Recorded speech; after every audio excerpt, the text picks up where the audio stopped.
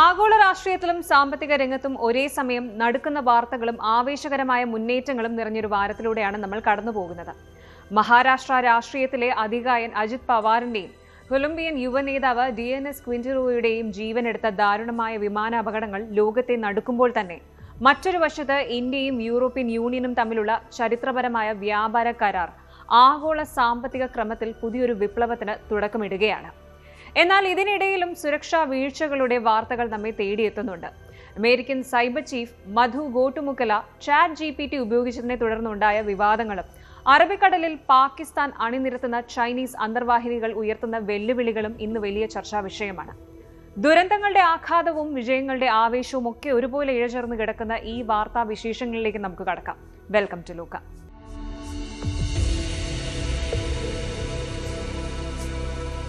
നമ്മൾ 2026 കടന്നപ്പോൾ എല്ലാം ശരിയാകുമെന്ന് കരുതിയവർക്ക് ഇതാ ഒരു ഷോക്കിംഗ് ന്യൂസ് ഉണ്ട്. ലോകാവസാനത്തിന്റെ സൂചന നൽകുന്ന ഡൂംസ്ഡേ ക്ലോക്ക് ഇപ്പോൾ മിഡ് നൈറ്റിന് വെറും 85 സെക്കൻഡ് മാത്രം അരികിലെത്തിയിരിക്കുകയാണ്. ലോകാവസാനം എന്നൊക്കെ പറയുമ്പോൾ അല്ലെങ്കിൽ കേൾക്കുമ്പോൾ സിനിമയിലെ പോലെ എന്തോ ഒന്നാണെന്ന് വിചാരിക്കേണ്ട. സയന്റിസ്റ്റുകൾ ഇപ്പോൾ ഒരു വലിയ സ്റ്റാർക്ക് വാർണിംഗ് തന്നിരിക്കുകയാണ്. അതാണ് ഈ ഒരു ഡൂംസ്ഡേ ക്ലോക്ക്. ഈ ക്ലോക്കിലെ സൂചി ഇപ്പോൾ അർദ്ധരാത്രിയിലേക്ക്, അതായത് മിഡ് നൈറ്റിലേക്ക് എന്നത്തേക്കാളും അടുത്തിരിക്കുകയാണ്. വെറും 85 സെക്കൻഡ് മാത്രമാണ് ബാക്കി. ചരിത്രത്തിൽ ആദ്യമായിട്ടാണ് നമ്മൾ നാശത്തിന് ഇത്രയും അടുത്താണെന്ന് ശാസ്ത്രജ്ഞർ മുന്നറിയിപ്പ് നൽകുന്നത്. എന്താണ് ഇതിന്റെ പിന്നിലെ യഥാർത്ഥ കാരണം നമുക്ക് പരിശോധിക്കാം. എന്താണ് ഈ ക്ലോക്ക് എന്ന് പലർക്കും സംശയം കാണും. ആദ്യം അത് നോക്കാം. ഇതൊരു സാധാരണ ക്ലോക്ക് അല്ല. 1947 സാക്ഷാൽ ആൽബർട്ട് ഐൻസ്റ്റീൻ, ഓപ്പൻഹൈമർ തുടങ്ങിയ ലോക പ്രശസ്ത ശാസ്ത്രജ്ഞർ ചേർന്നാണ് ഇത് തുടങ്ങിയത്. മനുഷ്യരാശി ഒരു വലിയ ദുരന്തത്തിലേക്ക് എത്രത്തോളം അടുത്തെത്തുന്നു എന്ന് ലോകത്തെ കാണിക്കാനുള്ള ഒരു സിംബോളിക് ക്ലോക്കാണിത്. ഇതിൽ 12 മണി, അതായത് മിഡ് നൈറ്റ് എന്ന് പറഞ്ഞാൽ അത് ഗ്ലോബൽ അനിഹിലേഷൻ അല്ലെങ്കിൽ ലോകത്തിന്റെ നാശത്തെയാണ് സൂചിപ്പിക്കുന്നത്. പിന്നെ എന്തുകൊണ്ടാണ് ഈ വർഷം ക്ലോക്ക് 85 സെക്കൻഡിലേക്ക് മാറിയത്? അതിന് പ്രധാനമായും 4 കാരണങ്ങളാണുള്ളത്. ഒന്നാമത്തെ കാരണം എന്ന് പറയുന്നത് ന്യൂക്ലിയർ ത്രെറ്റ്സ് ആണ്. അതായത് രാജ്യങ്ങൾ തമ്മിലുള്ള യുദ്ധങ്ങളും ആണവായുധങ്ങളുടെ ഭീഷണിയും കൂടിക്കൊണ്ടിരിക്കുന്നു. ഇനി രണ്ടാമത്തെ വില്ലൻ നമ്മൾ ദിവസവും അനുഭവിക്കുന്ന ക്ലൈമറ്റ് ചേഞ്ച് തന്നെയാണ്. 2025 നമ്മൾ കണ്ടത് റെക്കോർഡ് ചൂടാണ്. ധ്രുവ പ്രദേശങ്ങളിലെ മഞ്ഞുരുകുന്നതും കാട്ടുതീയും പ്രളയവും വെറും പ്രകൃതിക്ഷോഭങ്ങളല്ല, മറിച്ച് ഭൂമിയുടെ താളം തെറ്റുന്നു എന്നതിന്റെ വലിയ സൂചനകളാണ്. അടുത്തത് AI-യുടെ റിസ്കുകളാണ്. അതെ, നമ്മൾ കാണുന്ന ആർട്ടിഫിഷ്യൽ ഇന്റലിജൻസ് മിലിറ്ററി ആവശ്യങ്ങൾക്കായി ഉപയോഗിക്കുന്നത്, പ്രത്യേകിച്ച് ആണവായുധങ്ങളുടെ കൺട്രോൾ പോലും AI-യുടെ കയ്യിൽ എത്തിയേക്കാം എന്ന ഭീതി കാര്യങ്ങൾ കൂടുതൽ വഷളാക്കുന്നു. അൺറെഗുലേറ്റഡ് AI മനുഷ്യരാശിക്ക് തന്നെ വെല്ലുവിളിയാകുമെന്ന് അവർ ഉറപ്പിച്ചു പറയുന്നു. സൈനിക ആവശ്യങ്ങൾക്കായി തെറ്റായി ഉപയോഗിക്കുന്നത് വലിയ പേടിയാണ് ഉണ്ടാക്കുന്നത്. പിന്നെ ലീഡർഷിപ്പ് ഫെയിലിയർ ആണ്. എന്ന് വെച്ചാൽ രാജ്യങ്ങൾ തമ്മിൽ സഹകരിക്കുന്നതിന് പകരം ഏറ്റുമുട്ടലുകൾ കൂടുന്നത് വലിയൊരു റിസ്ക് ഫാക്ടറാണ്. ഗ്ലോബൽ ലീഡർഷിപ്പ് വലിയ തോതിൽ പരാജയപ്പെടുന്നു എന്നാണ് bulletin of the atomic scientist പറയുന്നത്. മറ്റൊരു രസകരമായ കാര്യം, ഇത്തവണ ഇറോഷൻ ഓഫ് ട്രൂത്ത് അല്ലെങ്കിൽ സത്യം തിരിച്ചറിയാൻ പറ്റാത്ത അവസ്ഥയെക്കുറിച്ചും അവർ പറയുന്നുണ്ട്. വ്യാജ വാർത്തകളും ഡീപ് ഫേക്സും സോഷ്യൽ മീഡിയ വഴി പടരുന്ന തെറ്റായ വിവരങ്ങളും കാരണം ലോകം ഒരു വലിയ പ്രതിസന്ധി നേരിടുമ്പോൾ ജനങ്ങളെ ഒരുമിച്ച് നിർത്താൻ പറ്റാത്തൊരവസ്ഥയാണ്. ഓർക്കുക, 1947 ഈ ക്ലോക്ക് തുടങ്ങിയപ്പോൾ അർദ്ധരാത്രിക്ക് 7 മിനിറ്റ് ബാക്കിയുണ്ടായിരുന്നു. 1991 സോവിയറ്റ് യൂണിയൻ തകർന്നപ്പോൾ നമ്മൾ സുരക്ഷിതരാണെന്ന് കരുതി ഇത് 17 മിനിറ്റിലേക്ക് മാറ്റിയിരുന്നു. എന്നാൽ അവിടെ നിന്നാണ് ഇന്ന് വെറും 85 സെക്കൻഡിലേക്ക് നമ്മൾ കൂപ്പുകുത്തിയിരിക്കുന്നത്. ഇനി ഇത് കേട്ട് പേടിക്കണം വേണ്ട എന്നാണ് ശാസ്ത്രജ്ഞർ പറയുന്നത്. ഇതൊരു കൗണ്ട് ഡൗൺ അല്ല, മറിച്ചൊരു വാർണിംഗ് സിഗ്നലാണ്. നമ്മൾ മനുഷ്യർ വിചാരിച്ചാൽ കൃത്യമായ നിയമങ്ങളും സമാധാന ചർച്ചകളും വഴി ഈ സൂചി പിന്നിലേക്ക് മാറ്റാൻ പറ്റും. മുൻപും ഇങ്ങനെ ക്ലോക്ക് പിന്നിലേക്ക് പോയിട്ടുണ്ട്. അതായത് ഇനിയും ഒരു പ്രതീക്ഷ ബാക്കിയുണ്ട്. ഇത് മാറ്റാൻ കഴിയില്ല എന്ന് ശാസ്ത്രജ്ഞർ പറയുന്നില്ല. രാജ്യങ്ങൾ തമ്മിലുള്ള ഡിപ്ലോമസി മെച്ചപ്പെടുത്തുകയും കാലാവസ്ഥാ വ്യതിയാനത്തിനെതിരെ കർശന നടപടി എടുക്കുകയും ചെയ്താൽ ഈ ക്ലോക്കിലെ സൂചി നമുക്ക് പിന്നിലേക്ക് തിരിക്കാം. നമ്മുടെ ഭൂമി നമ്മുടെ കൈകളിലാണ്.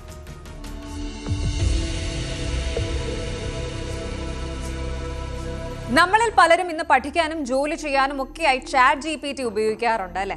ഒരു ഡൗട്ട് ചോദിച്ചാൽ ഉടൻ മറുപടി കിട്ടും. പക്ഷേ ഒരു രാജ്യത്തിന്റെ മുഴുവൻ ഇന്റർനെറ്റ് സുരക്ഷയും നോക്കി നടത്തുന്ന സൈബർ ചീഫ് ഈ ChatGPT വഴി രഹസ്യരേഖകൾ ചോർത്തിയെന്ന് കേട്ടാൽ നിങ്ങൾ വിശ്വസിക്കുമോ? വിശ്വസിച്ചേ പറ്റൂ. അമേരിക്കയിലെ സൈബർ ഏജൻസിയായ CISAയുടെ തലവൻ മധു ഗോട്ടുമുക്കല ഇപ്പോൾ വലിയൊരു കുരുക്കിലാണ്. തന്റെ സ്റ്റാഫിന് പോലും ഉപയോഗിക്കാൻ അനുവാദമില്ലാതിരുന്ന ChatGPT അദ്ദേഹം സ്പെഷ്യൽ പെർമിഷൻ വാങ്ങി ഉപയോഗിച്ചു. അത് മാത്രമല്ല, അമേരിക്കൻ ഗവൺമെന്റിന്റെ സ്ട്രിക്ട്ലി കോൺഫിഡൻഷ്യൽ ആയ ഫയലുകൾ അതിലേക്ക് അപ്ലോഡ് ചെയ്യുകയും ചെയ്തു. ഒരു കൊച്ചുകുട്ടിക്ക് പോലും അറിയാവുന്ന കാര്യമാണ് AI-യിലേക്ക് നമ്മൾ കൊടുക്കുന്ന വിവരങ്ങൾ സേഫ് ആയിരിക്കില്ല എന്നത്. എന്നിട്ടും ലോകത്തിലെ ഏറ്റവും വലിയ സൈബർ സെക്യൂരിറ്റി ഏജൻസിയുടെ തലവന് എങ്ങനെ ഈ ഒരു അമളി പറ്റി?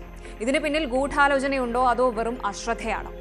അമേരിക്കയിലെ സൈബർ സുരക്ഷാ ഏജൻസിയായ CISA, അതായത് cyber security and infrastructure security agency തലവൻ ഇന്ത്യൻ വംശജനായ മധു ഗോട്ടുമുഖല ആണ് ഇപ്പോൾ വലിയൊരു വിവാദത്തിൽ പെട്ടിരിക്കുന്നത്.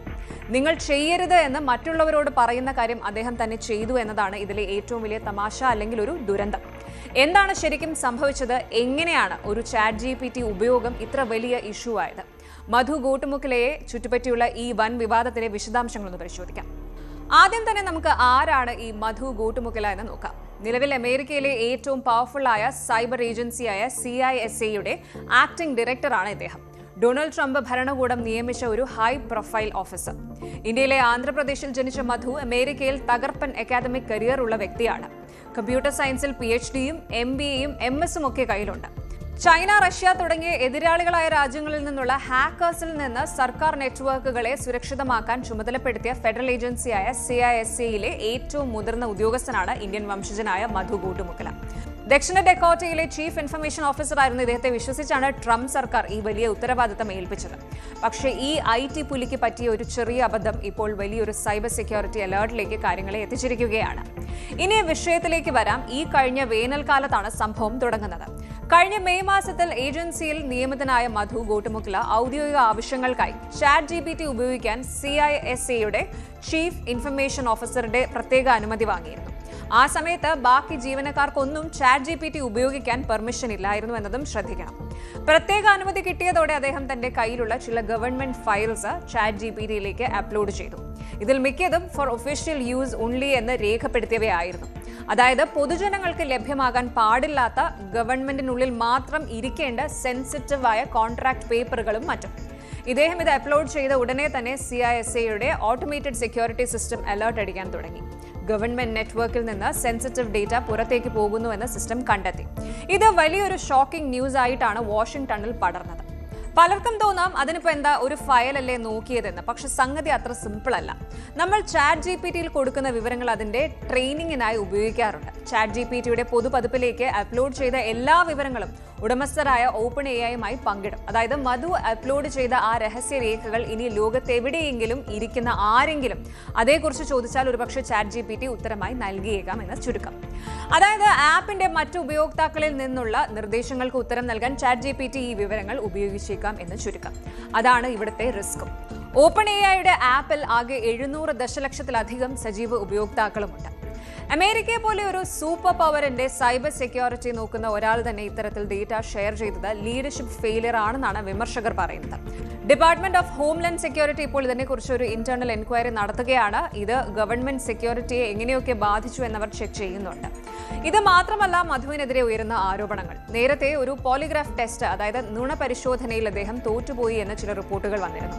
ഇതുകൂടാതെ ഏജൻസിയിലെ സീനിയർ സ്റ്റാഫുകളെ പുറത്താക്കാൻ ശ്രമിച്ചു എന്ന പരാതിയുമുണ്ട്. നിലവിൽ ഡെമോക്രാറ്റിക് പാർട്ടി അംഗങ്ങൾ മധുവിനെതിരെ കടുത്ത വിമർശനവുമായി രംഗത്തുണ്ട്. ഇദ്ദേഹം ഈ പോസ്റ്റിന് അർഹനല്ല എന്നാണ് അവരുടെ വാദം. എന്നാൽ CISA നൽകുന്ന വിശദീകരണം എന്താണെന്നോ, അദ്ദേഹം ChatGPT ഉപയോഗിച്ചത് നിയന്ത്രണങ്ങൾക്ക് വിധേയമായിട്ടാണ് എന്നും വളരെ കുറഞ്ഞ സമയത്തേക്ക് മാത്രമാണ് ഉപയോഗിച്ചതെന്നുമാണ്. എങ്കിലും ഒരു സൈബർ ചീഫ് തന്നെ ഇങ്ങനെ ഒരു പണി കൊടുത്തത് സോഷ്യൽ മീഡിയയിൽ അടക്കം വലിയ ചർച്ചയായിട്ടുണ്ട്. ചുരുക്കത്തിൽ പറഞ്ഞാൽ എല്ലാവർക്കും സൈബർ സുരക്ഷയെക്കുറിച്ച് ക്ലാസ് എടുക്കുന്ന ആൾക്ക് തന്നെ ഇപ്പോൾ പണി പാളിയിരിക്കുകയാണ്. ഒരു ഇന്ത്യൻ വംശജൻ ഇത്രയും ഉയർന്ന പദവിയിൽ ഇരിക്കുന്നത് നമുക്ക് അഭിമാനമാണെങ്കിലും ഇത്തരം വിവാദങ്ങൾ അദ്ദേഹത്തിന്റെ കരിയറിനെ എങ്ങനെ ബാധിക്കുമെന്ന് കാത്തിരുന്ന് തന്നെ കാണണം.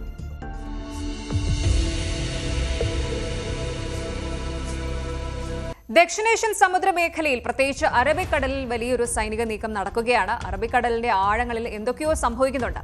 പാകിസ്ഥാൻ നാവികസേന അവരുടെ ആയുധപുരയിലേക്ക് ചില പുതിയ അതിഥികളെ എത്തിച്ചിരിക്കുകയാണ്. വെറും അതിഥികളല്ല, ചൈനയിൽ നിന്നുള്ള 8 അത്യാധുനിക സബ്മറൈൻസ് ആണ്.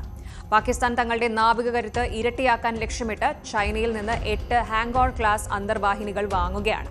ഇതിൽ ആദ്യത്തെ 4 എണ്ണം ചൈനയിൽ നിർമ്മാണം പൂർത്തിയായി റെഡിയായി കഴിഞ്ഞു. ബാക്കി 4 എണ്ണം കറാച്ചിയിൽ വെച്ചാണ് നിർമ്മിക്കുന്നത്. ഇത് വെറും ഒരു കച്ചവടമല്ല, മറിച്ച് ഇന്ത്യൻ മഹാസമുദ്രത്തിൽ ഇന്ത്യയുടെ ആധിപത്യം കുറയ്ക്കാൻ ചൈനയും പാകിസ്ഥാനും ചേർന്ന് നടത്തുന്ന ഒരു സ്ട്രാറ്റജിക് മൂവാണ്.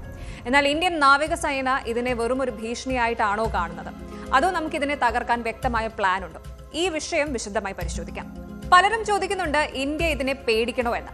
1971 യുദ്ധത്തിൽ നമ്മുടെ INS ഖുക്രി കപ്പലിനെ തകർത്ത അതേ ഹാങ്കോർ എന്ന പേരാണ് ഈ പുതിയ സബ്മറൈൻസിന് പാകിസ്ഥാൻ നൽകിയിരിക്കുന്നത്. സംഗതി കാണുമ്പോൾ അല്പം സീരിയസ് ആയിട്ട് തോന്നാം, പക്ഷേ സത്യാവസ്ഥ അതല്ല. ഇന്ത്യയുടെ പക്കൽ ഇതിനുള്ള മരുന്നും റെഡിയാണ്. എന്താണ് ഈ ചൈനീസ് സബ്മറൈൻസിന്റെ പ്രത്യേകത? ഇന്ത്യ എങ്ങനെയാണ് ഇതിനെ നേരിടാൻ പോകുന്നത്?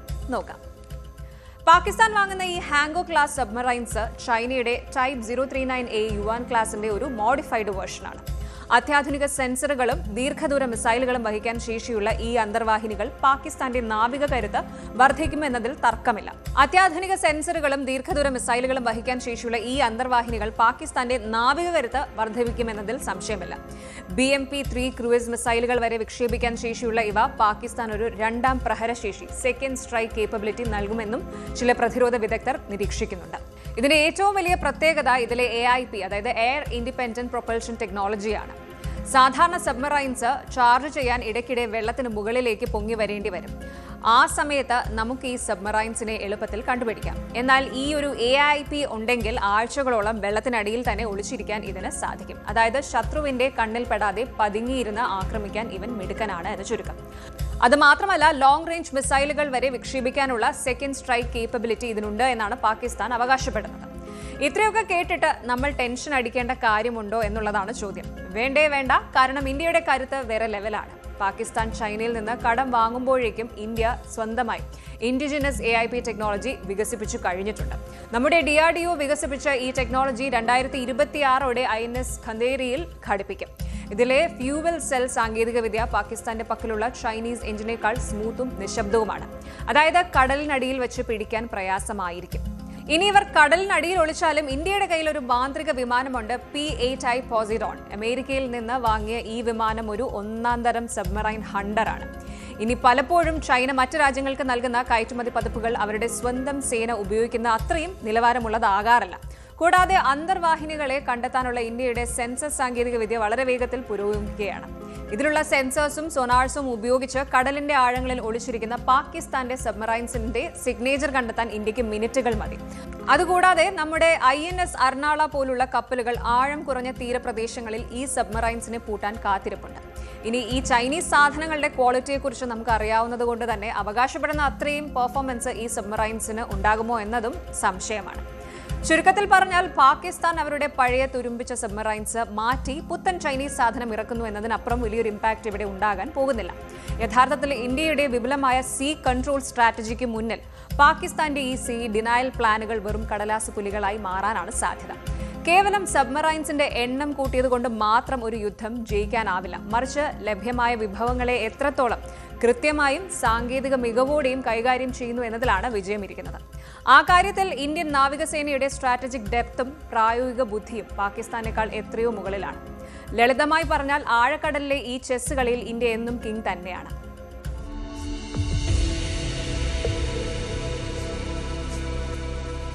ലോക സാമ്പത്തിക രംഗത്ത് ഇപ്പോൾ ഒരു ബിഗ് ന്യൂസ് വരികയാണ്. ഏതാണ്ട് 2 പതിറ്റാണ്ടായി നമ്മൾ കാത്തിരുന്ന ആ വലിയ കാര്യം സംഭവിച്ചു കഴിഞ്ഞു. ഇന്ത്യയും യൂറോപ്യൻ യൂണിയനും തമ്മിലുള്ള ഫ്രീ ട്രേഡ് എഗ്രിമെന്റ് FTA, അതെ, സ്വതന്ത്ര വ്യാപാര കരാർ യാഥാർത്ഥ്യമായിരിക്കുകയാണ്. ഇതിനെ മദർ ഓഫ് ഓൾ ഡീൽസ് എന്നാണ് വിദഗ്ധർ വിശേഷിപ്പിക്കുന്നത്. അമേരിക്കയിൽ ഡൊണാൾഡ് ട്രംപ് തന്റെ കർക്കശമായ നിയമങ്ങളുമായി തിരിച്ചു വന്ന ഇതേ സമയത്ത് തന്നെ ഇന്ത്യ ഇങ്ങനെ ഒരു നീക്കം നടത്തിയത് ലോക രാജ്യങ്ങളെ അത്ഭുതപ്പെടുത്തിയിട്ടുണ്ട്. ഈ കരാർ കൊണ്ട് സാധാരണക്കാരായ നമുക്ക് എന്ത് ഗുണം? IT ജീവനക്കാർക്കും ബിസിനസ്സുകാർക്കും ഇതെങ്ങനെ ലോട്ടറിയാകും? നമുക്ക് ഡീറ്റെയിൽഡ് ആയിട്ട് പരിശോധിക്കാം. ആദ്യം നമുക്ക് ഇതിന്റെ പശ്ചാത്തലം ഒന്ന് നോക്കാം. അമേരിക്കയിൽ ട്രംപ് ഭരണകൂടം അധികാരത്തിൽ വന്നതോടെ ഇന്ത്യ ഉൾപ്പെടെയുള്ള രാജ്യങ്ങൾക്ക് മേൽ വലിയ ടാക്സുകൾ ചുമത്തി തുടങ്ങിയിട്ടുണ്ട്. അമേരിക്ക ഫസ്റ്റ് എന്ന നയമാണ് അവർക്ക്. എന്നാൽ ഇവിടെയാണ് ഇന്ത്യ കളി മാറ്റിയത്. അമേരിക്ക വാതിൽ അടയ്ക്കുമ്പോൾ യൂറോപ്പ് നമുക്കായി വാതിൽ തുറക്കുകയാണ്. ട്രംപിന്റെ വിശ്വസ്തനായ ജാമസൺ ഗീർ പോലും പറഞ്ഞത് ഈ ഡീലിലൂടെ ഇന്ത്യ ഓൺ ടോപ്പ് എത്തിയിരിക്കുകയാണ് എന്നാണ്. അതായത് അമേരിക്കയുടെ സമ്മർദ്ദങ്ങൾക്കിടയിലും യൂറോപ്പുമായി കൈകോർത്ത് ഇന്ത്യ ഒരു മാസ്റ്റർ സ്ട്രോക്ക് അടിച്ചു എന്ന് സാരം. ഇനി ഈ കരാറിലെ പ്രധാന കാര്യങ്ങൾ എന്തൊക്കെയാണ് എന്ന് നോക്കാം. ആദ്യം തന്നെ നികുതി ഇളവുകളാണ്. ഈ കരാറിനെ മദർ ഓഫ് ഓൾ ഡീൽസ് എന്ന് വിളിക്കാൻ പ്രധാന കാരണം ഇതിലെ നികുതി ഇളവുകളുടെ വ്യാപ്തി തന്നെയാണ്. ഇന്ത്യയിൽ നിന്ന് യൂറോപ്പിലേക്ക് കയറ്റുമതി ചെയ്യുന്ന 99% ഉൽപ്പന്നങ്ങൾക്കും ഇനി നികുതി നൽകേണ്ടതില്ല. നമ്മുടെ വസ്ത്രങ്ങൾ, തുകൽ ഉൽപ്പന്നങ്ങൾ, കരകൗശല വസ്തുക്കൾ, പിന്നെ നമ്മുടെ കടൽ വിഭവങ്ങൾ, സീ ഫുഡ് എന്നിവയ്ക്ക് യൂറോപ്പിലെ വലിയൊരു മാർക്കറ്റ് ഇനി സ്വന്തമാക്കാം. ഇന്ത്യൻ ഉൽപ്പന്നങ്ങൾക്ക് യൂറോപ്പിലേക്കുള്ള കയറ്റുമതിയുടെ 99.5% മൂല്യത്തിനും നികുതി ഇളവ് ലഭിക്കും. ടെക്സ്റ്റൈൽസ്, ലെതർ, വസ്ത്രങ്ങൾ എന്നിവയ്ക്ക് നിലവിൽ 4% മുതൽ 26% വരെ നികുതി ഉണ്ടായിരുന്നത് ഇനി ഇത് 0 ആകും. വിയറ്റ്നാം, ബംഗ്ലാദേശ് തുടങ്ങിയ രാജ്യങ്ങളുമായി മത്സരിക്കാൻ ഇത് ഇന്ത്യയെ സഹായിക്കും. അതേസമയം ഇന്ത്യയിലേക്കുള്ള യൂറോപ്യൻ ഇറക്കുമതിയുടെ 96.6% നികുതി കുറഞ്ഞ നിരക്കിലായിരിക്കും. മെഴ്സിഡസ്, BMW, ഔഡി പോലുള്ള പ്രീമിയം ലക്ഷറി കാറുകളുടെ നികുതി 110% നിന്ന് ഘട്ടം ഘട്ടമായി 10% താഴ്ത്താൻ ഈ ഒരു കരാർ വഴിതുറക്കുന്നു. വൈനും സ്പിരിറ്റ്സും ഇവയ്ക്ക് 150% നികുതി ഇനി 20 മുതൽ 30% കുറയും. അതുപോലെ വ്യവസായ ആവശ്യങ്ങൾക്കുള്ള യന്ത്രങ്ങൾ, രാസവസ്തുക്കൾ, മരുന്നുകൾ എന്നിവയ്ക്കും വലിയ ഇളവുകൾ ലഭിക്കും. ഈ കരാറിലെ ഏറ്റവും വലിയ ഹൈലൈറ്റ് മൊബിലിറ്റി പാക്ട് ആണ്. വെറും സാധനങ്ങൾ മാത്രമല്ല, മനുഷ്യവിഭവ ശേഷിയും ഇനി തടസ്സമില്ലാതെ കൈമാറും. ഇന്ത്യൻ IT പ്രൊഫഷണലുകൾക്കും വിദ്യാർത്ഥികൾക്കും ഇതൊരു വൻ ലോട്ടറിയാണ്. നമ്മുടെ IT പ്രൊഫഷണലുകൾക്കും മറ്റു വിദഗ്ധ തൊഴിലാളികൾക്കും യൂറോപ്യൻ രാജ്യങ്ങളിൽ ജോലി ചെയ്യാനും അവിടെ താമസിക്കാനുമുള്ള വിസ മാനദണ്ഡങ്ങൾ ഇനി വളരെ ലളിതമാകും. യൂറോപ്പിലെ ടെക്നിക്കൽ മേഖലയിലെ തൊഴിൽക്ഷാമം പരിഹരിക്കാൻ ഇന്ത്യൻ പ്രതിഭകളെ അവർക്ക് വേണം. ചുരുക്കത്തിൽ നമ്മുടെ യുവജനങ്ങൾക്ക് വിദേശത്ത് ജോലി നേടാൻ ഇതൊരു സുവർണ അവസരമാണ്. ഇന്ത്യൻ വിദഗ്ധ തൊഴിലാളികൾക്കും അവരുടെ കുടുംബാംഗങ്ങൾക്കും യൂറോപ്പിൽ ജോലി ചെയ്യാനും താമസിക്കാനും എളുപ്പത്തിൽ വിസ ലഭിക്കുന്ന കോംപ്രിഹെൻസീവ് മൊബിലിറ്റി ഫ്രെയിംവർക്ക് ഈ കരാറിന്റെ ഭാഗമാണ്. ഇനി IT മാത്രമല്ല, engineering, design, logistics, green technology കൂടാതെ ആയുഷ് മേഖലയിലുള്ളവർക്കും യൂറോപ്യൻ രാജ്യങ്ങളിൽ അവസരങ്ങൾ ലഭിക്കും. പിന്നെ ഇന്ത്യൻ കർഷകരുടെ താൽപ്പര്യങ്ങൾ സംരക്ഷിക്കാനായി ചില മേഖലകളെ ഈ കരാറിൽ നിന്ന് ഒഴിവാക്കിയിട്ടുണ്ട്. യൂറോപ്പിൽ നിന്നുള്ള പാൽപ്പൊടിയും മറ്റു ഉൽപ്പന്നങ്ങളും ഇന്ത്യൻ വിപണിയെ തകർക്കാതിരിക്കാൻ ഈ സെക്ടറിനെ കരാറിൽ ഉൾപ്പെടുത്തിയിട്ടില്ല. അതുപോലെ ധാന്യങ്ങളും പൗൾട്രിയും, ചിക്കൻ, അരി, ഗോതമ്പ് തുടങ്ങിയവയും വലിയ നികുതി ഇളവുകളിൽ നിന്ന് മാറ്റി നിർത്തിയിട്ടുണ്ട്. ഈ കരാർ അമേരിക്കൻ ഭരണകൂടത്തെ അസ്വസ്ഥമാക്കുന്നുണ്ട്. ഈ സൗഹൃദം കണ്ട് അമേരിക്ക അത്ര സന്തോഷത്തിലല്ല കേട്ടോ. റഷ്യയിൽ നിന്ന് ഇന്ത്യ എണ്ണ വാങ്ങുന്നത് അമേരിക്കയെ ചൊടിപ്പിച്ചിട്ടുണ്ട്. US treasury secretary Scott Bessent പറയുന്നത് യൂറോപ്പ് തങ്ങളുടെ വ്യാപാര താൽപര്യങ്ങൾക്കായി യുക്രൈൻ ജനതയെ വഞ്ചിച്ചു എന്നാണ്. റഷ്യൻ എണ്ണ ഇന്ത്യ വാങ്ങി ശുദ്ധീകരിച്ച് യൂറോപ്പിന് നൽകുന്നതിനെ യൂറോപ്പ് കണ്ടില്ലെന്ന് നടിക്കുന്നു എന്നാണ് അദ്ദേഹത്തിന്റെ പ്രധാന ആരോപണം. അമേരിക്കൻ വ്യാപാര പ്രതിനിധി ജാമസൺ ഗീർ പറയുന്നത് ട്രംപ് സർക്കാർ അമേരിക്കൻ മാർക്കറ്റിന് ഫീസ്, അതായത് താരിഫുകൾ ഈടാക്കി തുടങ്ങിയതോടെ യൂറോപ്പ് പുതിയ വിപണി തേടി ഇന്ത്യയെ ശരണം പ്രാപിച്ചതാണ് എന്നാണ്. എന്തായാലും ഇന്ത്യയാണ് ഈ ഡീലിലെ ബിഗസ്റ്റ് വിന്നർ എന്ന് അദ്ദേഹം സമ്മതിക്കുന്നു. ചുരുക്കത്തിൽ പറഞ്ഞാൽ ഇന്ത്യയും യൂറോപ്യൻ യൂണിയനും തമ്മിലുള്ള ഈ ബന്ധം വെറും ഒരു കച്ചവടമല്ല. ഇന്ത്യ ഇനി ലോക സാമ്പത്തിക രംഗത്തെ ഒരു വമ്പൻ ശക്തിയായി മാറാൻ പോവുകയാണ്. ഇത് മാറുന്ന ലോകക്രമത്തിൽ ഇന്ത്യയുടെ കരുത്ത് തെളിയിക്കുന്ന ഒന്നാണ്. വിദേശ നിക്ഷേപം വർദ്ധിക്കാനും അതുപോലെ ലക്ഷക്കണക്കിന് പുതിയ തൊഴിലവസരങ്ങൾ സൃഷ്ടിക്കപ്പെടാനും ഈ കരാർ സഹായിക്കും. എങ്കിലും യൂറോപ്യൻ വിപണിയിലെ ഹൈ ക്വാളിറ്റി സ്റ്റാൻഡേർഡ്സ് പാലിക്കുക എന്നത് നമ്മുടെ സംരംഭകർക്ക് ഒരു വെല്ലുവിളി കൂടിയാണ്. അമേരിക്കയുടെ ഭീഷണികൾക്കിടയിലും നമ്മുടെ താൽപ്പര്യങ്ങൾ സംരക്ഷിച്ച് ഇങ്ങനെ ഒരു കരാറിൽ ഒപ്പിടാൻ കഴിഞ്ഞത് വലിയൊരു നയതന്ത്ര വിജയമാണ്. ഇന്ത്യയിലെ കോടിക്കണക്കിന് വരുന്ന യുവാക്കൾക്ക് വിദേശത്ത് ജോലി ചെയ്യാനും നമ്മുടെ കൊച്ചു സംരംഭകർക്ക് അന്താരാഷ്ട്ര വിപണിയിൽ തങ്ങളുടെ ഉൽപ്പന്നങ്ങൾ എത്തിക്കാനും ഈ കരാർ വഴി തുറക്കും.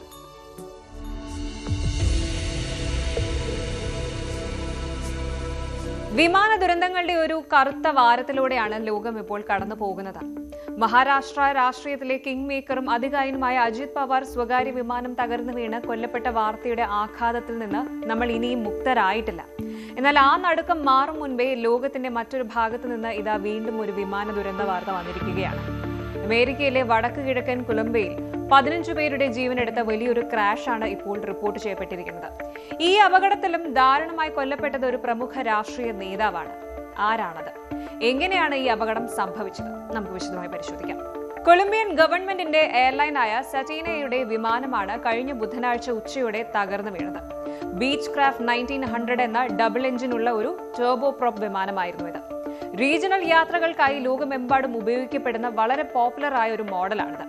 19 യാത്രക്കാരെ വരെ വഹിക്കാൻ ശേഷിയുള്ള ഈ വിമാനം എല്ലാ കാലാവസ്ഥയിലും പറക്കാൻ അനുയോജ്യമാണെന്നാണ് കരുതപ്പെടുന്നത്. ഇതിലെ 2 പ്രാറ്റ് ആൻഡ് വിറ്റ്നി കാനഡ PT-6A എഞ്ചിനുകൾ അതിന്റെ കരുത്തും വിശ്വാസ്യതയും തെളിയിച്ചവയാണ്.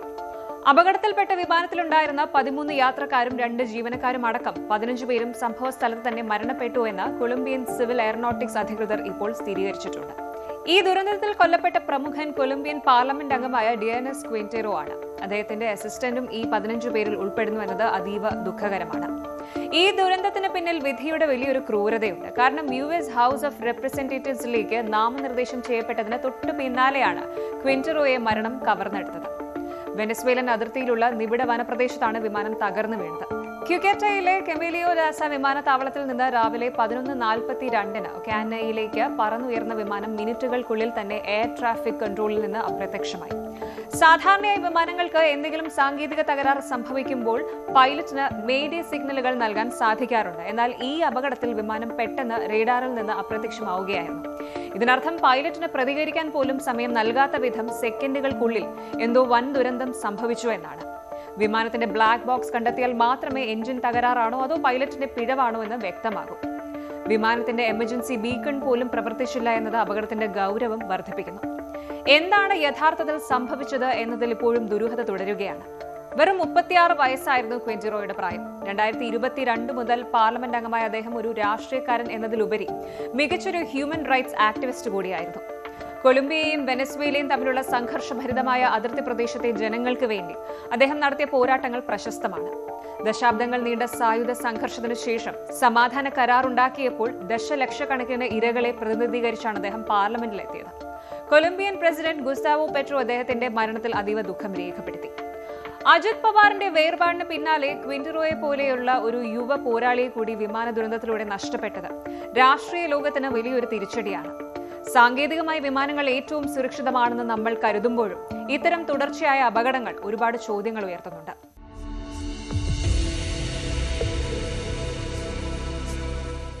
വാർത്തകൾ ചിലപ്പോൾ നടുക്കുന്നതാകാം, മറ്റു ചിലപ്പോൾ വെല്ലുവിളികൾ നിറഞ്ഞതുമാകാം. എങ്കിലും പ്രതിസന്ധികളെ അവസരങ്ങളാക്കി മാറ്റാനുള്ള ഇന്ത്യയുടെ കരുത്താണ് ഈ വാർത്തകളിലെല്ലാം നമ്മൾ കാണുന്നത്. അത് പ്രതിരോധ രംഗത്തെ അത്യാധുനിക സാങ്കേതിക വിദ്യയാകട്ടെ, അല്ലെങ്കിൽ ലോകരാജ്യങ്ങളുമായുള്ള പുതിയ സാമ്പത്തിക സഖ്യങ്ങളാകട്ടെ, ഒരു വികസിത രാഷ്ട്രത്തിലേക്കുള്ള യാത്രയിൽ ഇന്ത്യ ഇന്ന് ലോകത്തിന് തന്നെ മാതൃകയാണ്.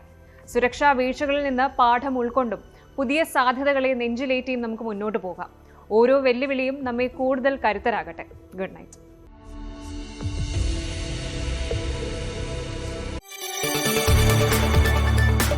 കൂടുതൽ വാർത്തകൾക്ക് News 18 Keralam YouTube channel subscribe ചെയ്യുക.